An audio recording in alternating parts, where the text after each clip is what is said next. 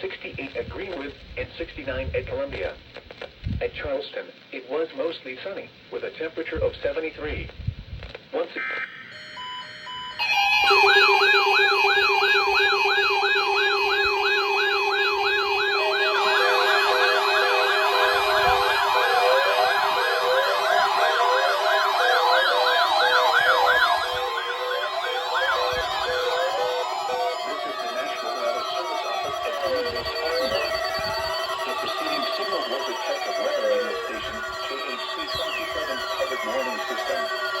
during potentially dangerous weather situations, special blood receivers can be automatically activated to warn of an impending hazard.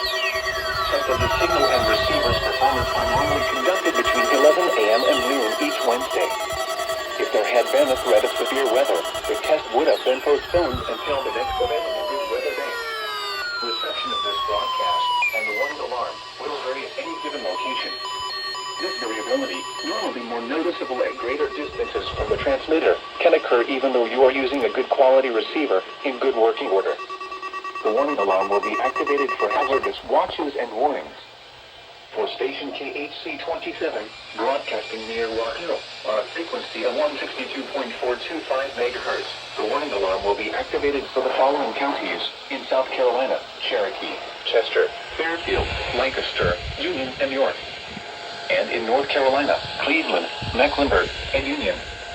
This concludes the NOAA Weather Radio All Hazards Torn Alert Test.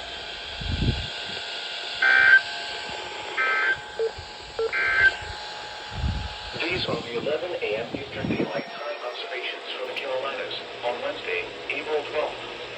At Rock Hill Airport, it was sunny.